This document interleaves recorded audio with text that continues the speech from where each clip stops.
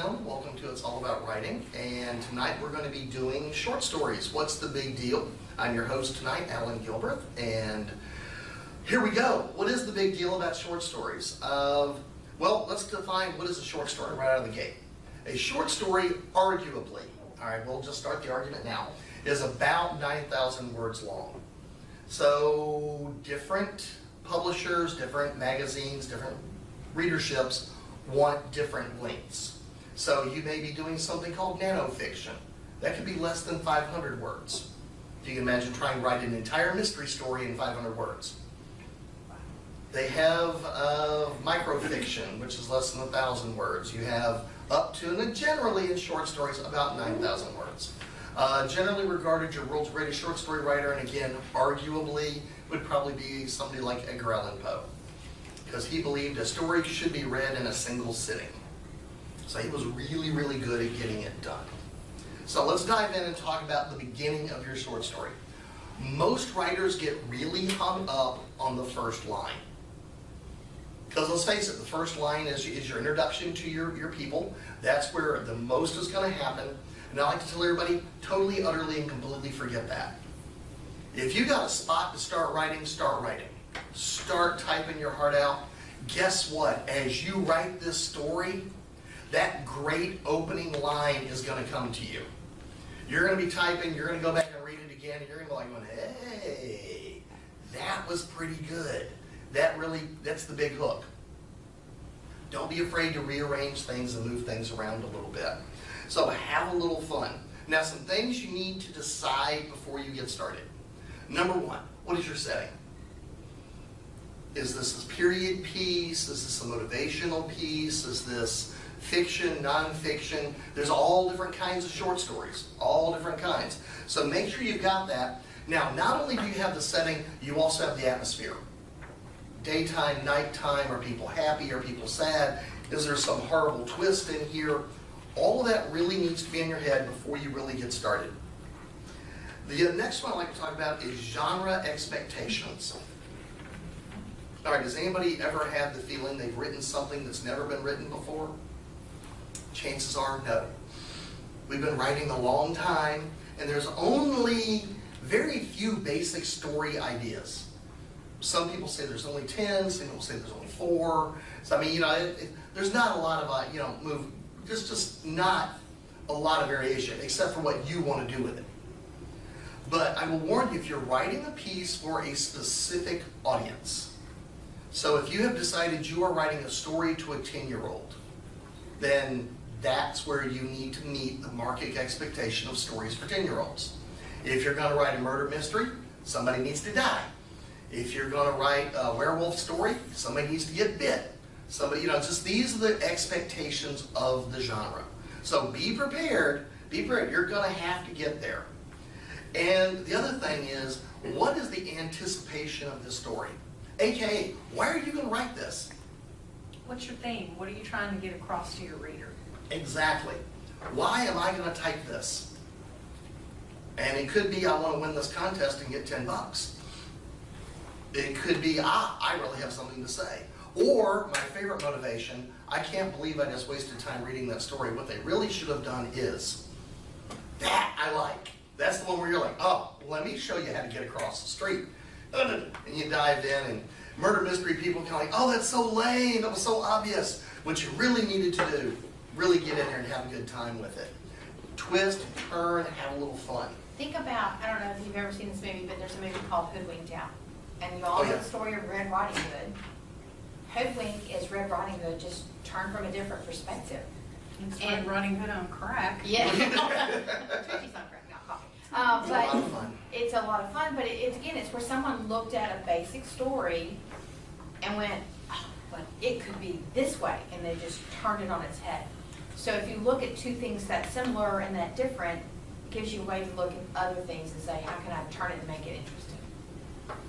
All right. Now, the next little panel there is called Once Upon a Time. Just get started. Yeah. Tell everybody, oh, I don't know what to say next. Yeah, you do. Just get started. Just find a spot and go. Walk across the street, pick up a piece of trash, buy a coffee, stop by the newsstand, any trope you want, get in there and just do it.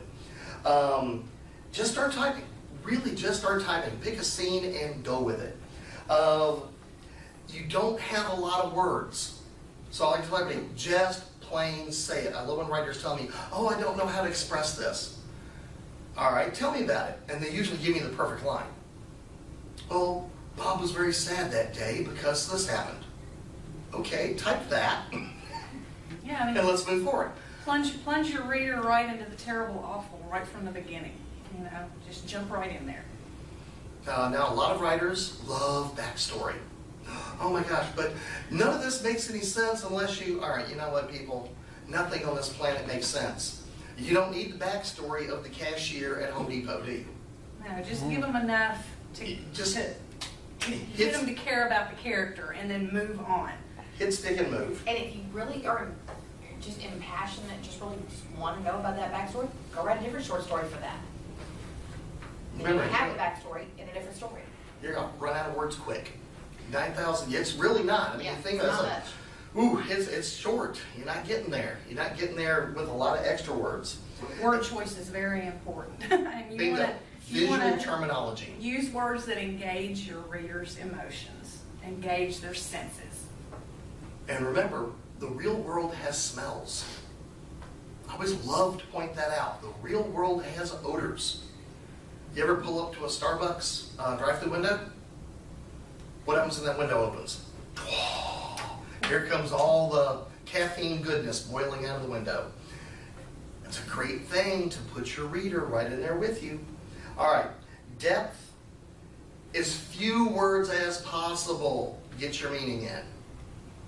But don't repeat yourself again. Hit, stick, and move. You don't have much words. Also, you don't have to be a grown-up when you write. You know what that means? When you're a grown-up, that means when you start, you get to somewhere at the end, you're done. You're finished.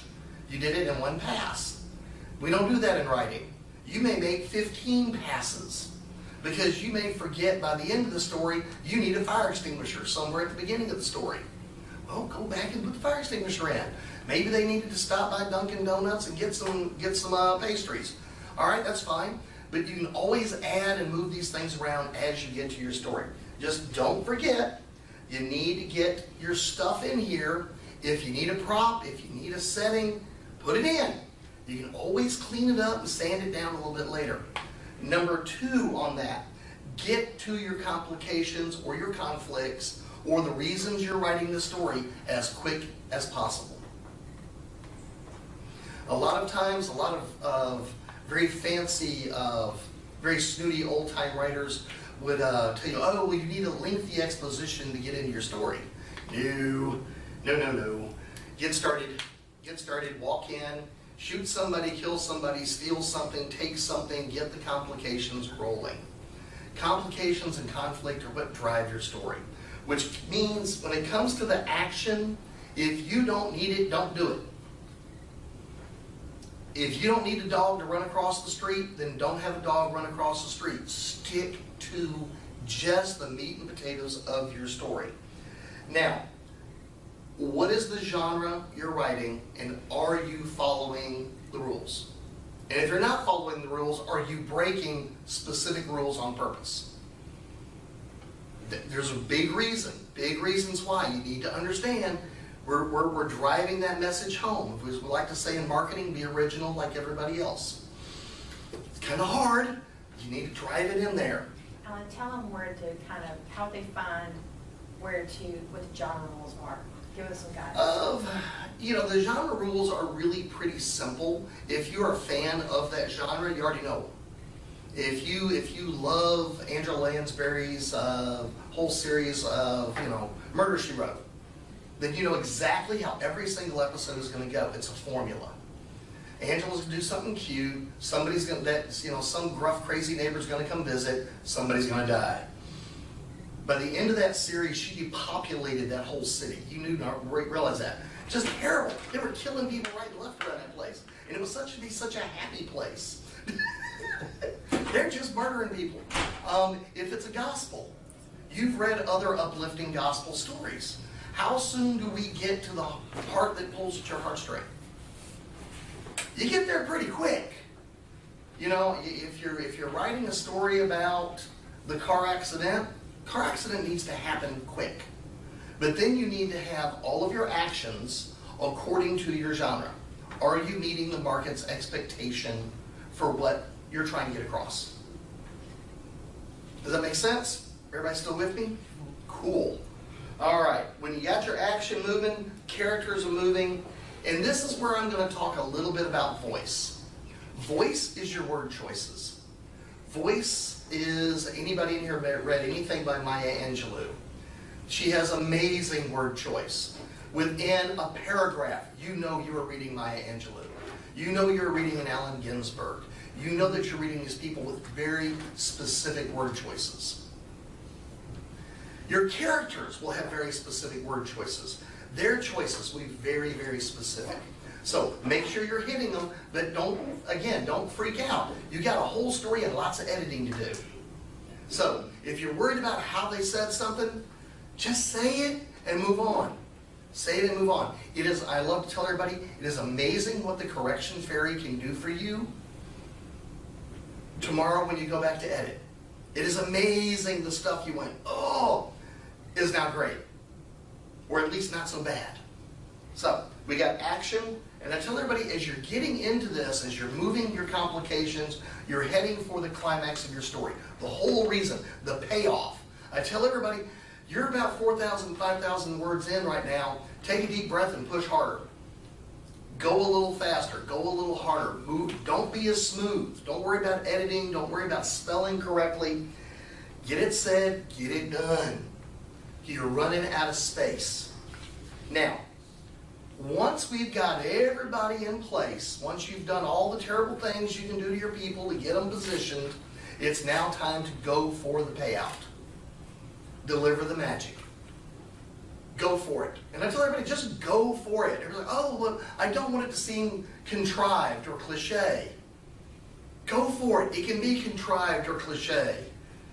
Chances are you're not the first person that's taken a shot at this. But I want to see your version. It could be fantastic. We don't know. Just get it done. And wrap it up. It's a short story. There's not a ton of stuff past the resolution. The car started, the vampire died, the werewolf got away, something got motivated, your killer got captured.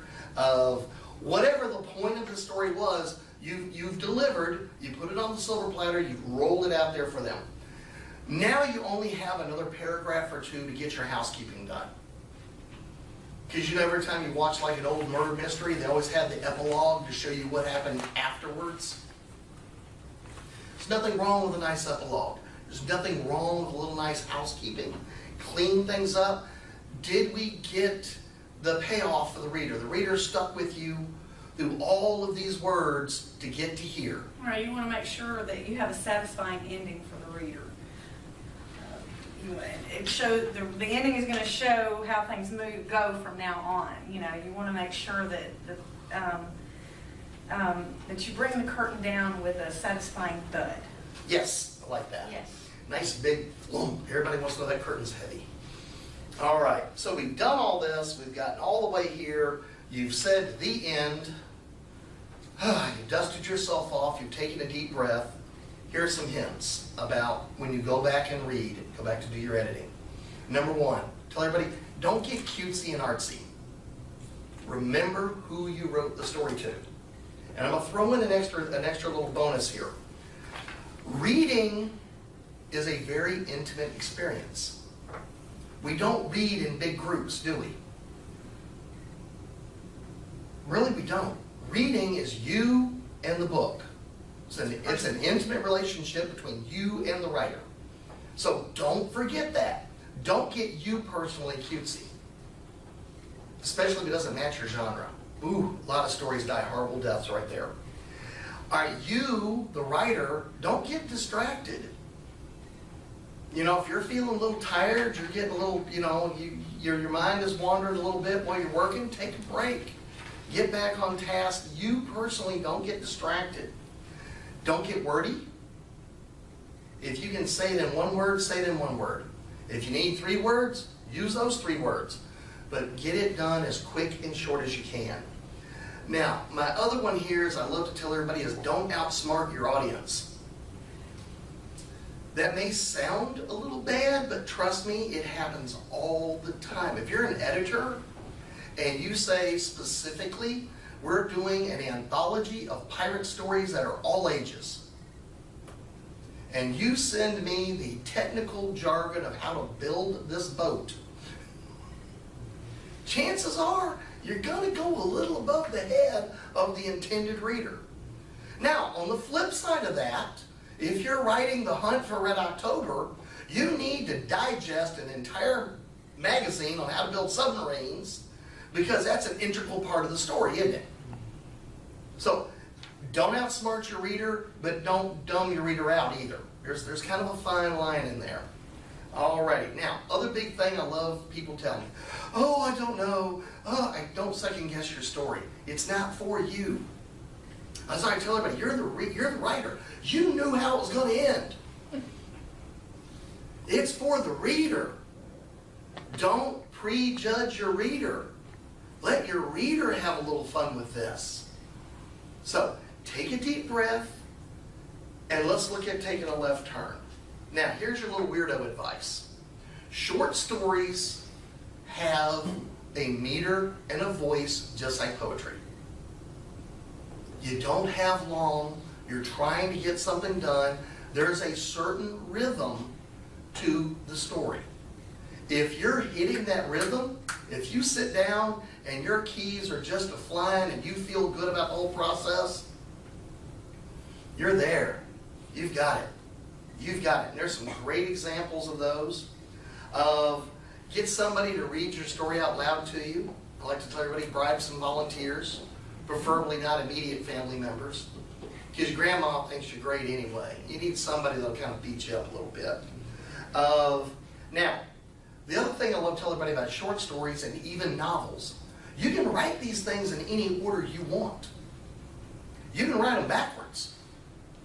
You can come up, I don't know if you guys ever been sitting at a stoplight or something, and suddenly just something you see over on the side of the road or in the parking lot, you think, wow, that would be the greatest end to a story.